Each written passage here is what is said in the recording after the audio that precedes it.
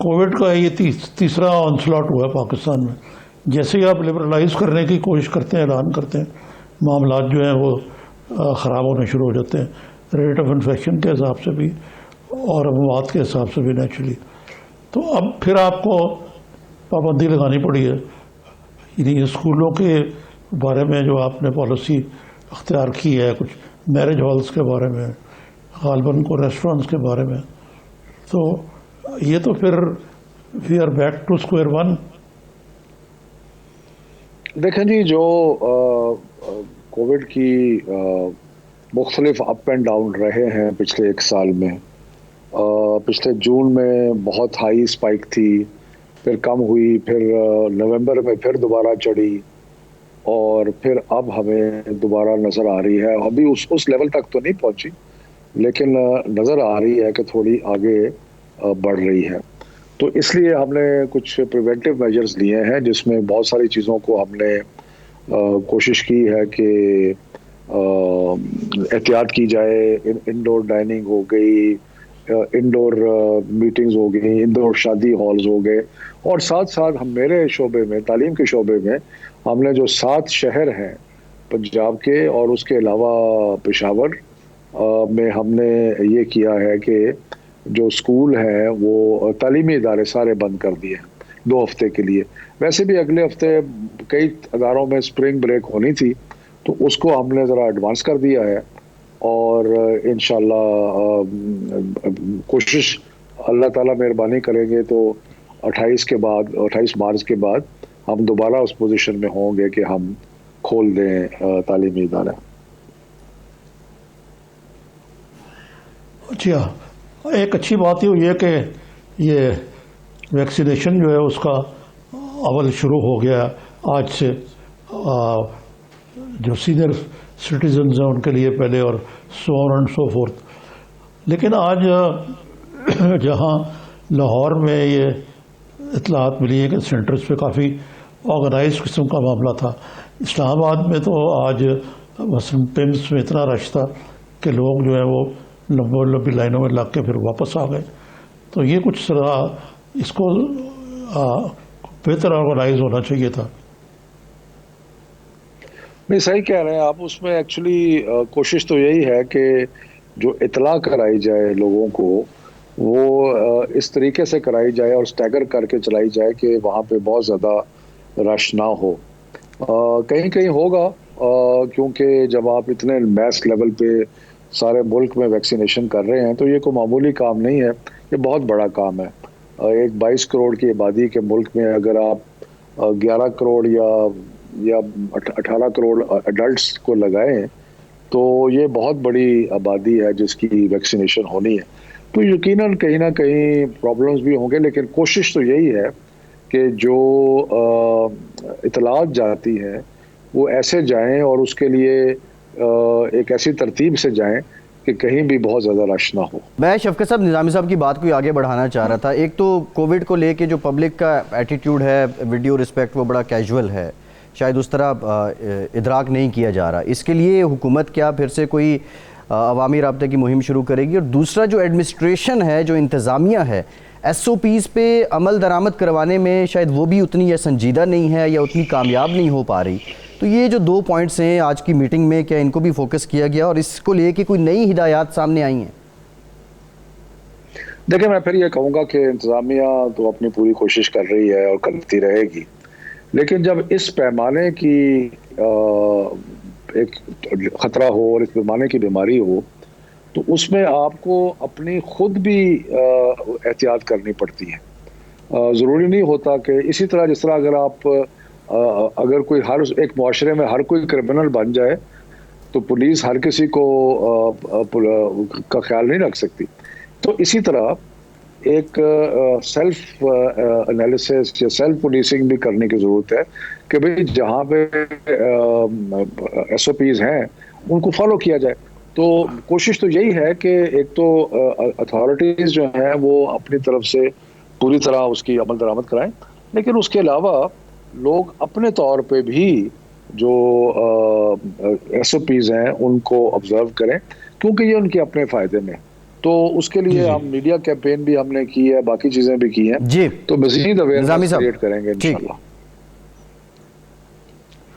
جی شفقت صاحب یہ بتائیے, ایک سیاسی صورتحال کی طرف چلے کہ کچھ لگتا ہے کہ بہت محاذرائی تو بہت زیادہ انتہا پہ ہے, اور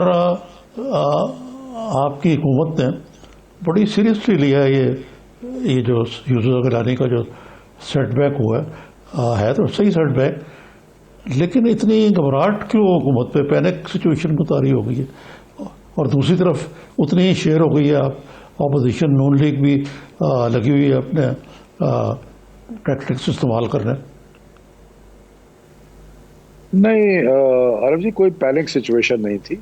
بات یہ ہے کہ جب آپ کو اس ایک ہاؤس میں جس میں آپ کو میجورٹی ہے, اگر آپ کی میجورٹی جو ہے وہ ایک الیکشن میں ظاہر نہیں آتی تو اس لیے ایک اخلاقی جواز پیدا ہوتا ہے کہ آپ ایک ووٹ آف کانفیڈنس لیں, اور اس اخلاقی جواز کے ذریعے ووٹ آف کانفیڈنس لیا گیا جو کہ مل گیا. تو یہ جو پارلیمانی جمہوریت کی روح ہے وہ اخلاقیات کے اوپر ہے, اور اگر آپ اخلاقی فیصلے نہیں کریں گے تو پھر اس کی روح جو ہے وہ ختم ہو جائے گی. تو میرا خیال ہے کہ یہ تو بلکہ سراہنا چاہیے کہ ہم نے فوری طور پہ یہ فیصلہ کیا, پرائم منسٹر نے فوری طور پہ فیصلہ کیا کہ اپنی جو مورل اتھارٹی ہے اس کو قائم رکھنے کے لیے اور لیجٹمیسی کو قائم رکھنے کے لیے فوری طور پہ ووٹ آف کانفیڈنس لیا جائے. تو یہ کوئی, میں اس کو پینک نہیں کہوں گا بلکہ یہ کہوں گا کہ یہ ہمارا ایک مورل امپیریٹو جسے انگریزی میں کہتے ہیں کہ ہمارے لیے ایک اخلاقی فرض تھا ہمارا جو ہم نے پورا کیا. نہیں, میرا مراد یہ تھی کہ مسئلہ یہ ہے کہ نارملی حکومتیں جو ہے وہ اگریسو موڈ میں ہوتی ہیں اور اپوزیشن مدافعتی میں ہوتی ہے, اور وہ الزام لگاتی ہے کہ جی ہمارے ساتھ یہ حکومت بھی کہ جی امتیازی سلوک ہو رہا ہے. لیکن اب جس انداز سے الیکشن کمیشن کے پیچھے پڑی ہے آپ کی حکومت, پرائم منسٹر صاحب روز تقریباً ان کو اٹیک کر رہے ہیں کہ یہ غیر جانبدار نہیں ہے, یہ شکایت آپ کو اپوزیشن میں تھی. تو باقی یہ کہ میں نواز اور زرداری جو ہیں یہ سارے فساد کی جڑ ہے, میں ان کو نہیں چھوڑوں گا وغیرہ وغیرہ. تو اتنی زیادہ اوور ریئیکشن جو ہے یہ کچھ مناسب ہے؟ نہیں دیکھیں, جہاں تک تو الیکشن کمیشن کا سوال ہے, ہمارا تو شکایت صرف اس حد تک تھی کہ جب NA-75 کا الیکشن ہوا تو ایک بہت ہی آپ کو کہیں کہ کوئک ایکشن لیا گیا, رات کو سسپینشنز بھی کر دیں, وہ یہ کر دیا, الیکشن کو بھی کالعدم قرار دیا, اور جبکہ اپوزیشن نے صرف ڈیمانڈ کیا تھا کہ 22 یا 23 پولنگ اسٹیشن جو ہیں ان پہ ان کو شک تھا, اور بجائے اس کے اس کا ری الیکشن کرتے سارے حلقے کا ری الیکشن کر دیا اور DC کمشنر کو تبدیل کروا دیا گیا. تو مقصد یہ ہے کہ اتنا اسٹرانگ ری ایکشن. اور دوسری طرف جب یوسف رضا گیلانی کا کیس آیا, جبکہ اس کا بیٹا جو ہے وہ سیدھا جو ہے وہ رشوت پیش کر رہا ہے اور پیسے پیش کر رہا ہے, تو اس کا جب کیس آیا تو اس پہ ٹھیک ہے, آج انہیں نوٹس بھی ہو گئے. شفقت صاحب یہ آپ بتا دیں, جو آپ نے کہا کہ نون لیگ کا ایک سینیٹر ہے وہ صادق سنجرانی کی کیمپین چلا رہے ہیں, کون صاحب ہیں وہ, اور کتنے لوگ ہیں جو بظاہر تو نون لیگ کے ہیں لیکن وہ ساتھ آپ کا دے رہے ہیں؟ میں نے نہیں کہا تھا, نہ میں جانتا ہوں کسی ایسے بندے کو, اور نہ ہی میں نے کوئی ایسی اسٹیٹمنٹ دی تھی. جی نظامی صاحب, بہرحال میڈیا میں شفقت صاحب سے منسوب ہو کے یہ بیان چل رہا ہے. خیر نظامی صاحب, نہیں وہ غلط رپورٹنگ ہو گئی. ہاں, میڈیا میں تو ایسے ہوتا رہتا نا یار, وہ اپنی جگہ پہ. لیکن شفقت صاحب یہ معاملات کس طرف جا کے روکیں گے؟ یہ جو محاذر آئی ہے اب, اس کے بعد لانگ مارچ کا پروگرام ہے ان کا اپوزیشن کا, اور استعفے دینے کی بھی بات کرتے ہیں غالباً. مجھے تو نہیں لگتا کہ یہ ہو پائے گا, لیکن بہرحال یہ آپ کے لیے, حکومت کے لیے ایک مسلسل تحریک کی ضرورت تو ہے.